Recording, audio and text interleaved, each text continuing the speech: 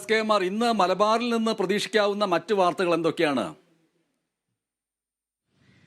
ഇന്ന് പ്രധാനമായും കോഴിക്കോടിൻ്റെ കാര്യം എടുത്ത് പരിശോധിക്കുകയാണെങ്കിൽ ഇന്ന് കഴിഞ്ഞ ദിവസമാണ് സുബൈദ എന്ന് പറയുന്ന 53-കാരിയായ ബ്രെയിൻ ട്യൂമർ ബാധിച്ച് ശസ്ത്രക്രിയ കഴിഞ്ഞ് കിടക്കുകയായിരുന്ന രോഗിയായ ഒരു ഉമ്മയെ സ്വന്തം മകൻ, ലഹരിക്കടിമയായ മകൻ വെട്ടിക്കൊലപ്പെടുത്തുന്ന ക്രൂരമായ സാഹചര്യമുണ്ടായത്. ആ വിഷയത്തിൽ ഇന്ന് ആ മകനെ കസ്റ്റഡിയിൽ വാങ്ങാനുള്ള അപേക്ഷ ഇന്ന് സമർപ്പിക്കുമെന്ന് പോലീസ് വ്യക്തമാക്കുന്നു. ഇന്നലെ സമർപ്പിക്കുമെന്നായിരുന്നു ആദ്യം അറിയിച്ചിരുന്നത്, പക്ഷേ ഇന്നലെ ഉണ്ടായില്ല.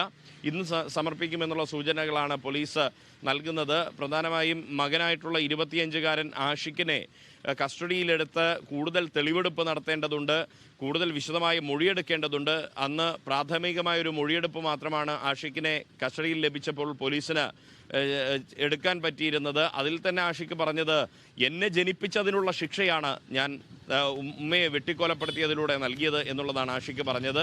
അതിലേക്ക് നയിച്ച സാഹചര്യം എന്താണ്?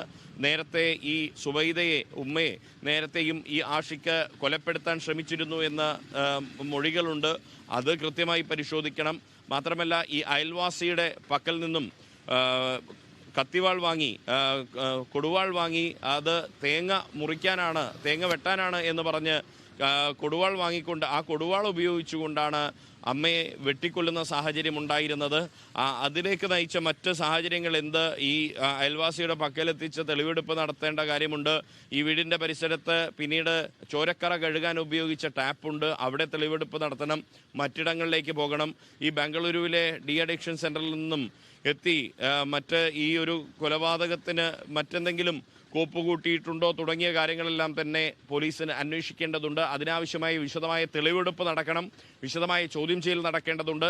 അതിൻ്റെ ഭാഗമായി ആഷിഖിനെ കസ്റ്റഡിയിൽ വാങ്ങാനുള്ള അപേക്ഷ ഇന്ന് സമർപ്പിക്കുമെന്നാണ് അന്വേഷണ സംഘം വ്യക്തമാക്കുന്നത്. MS.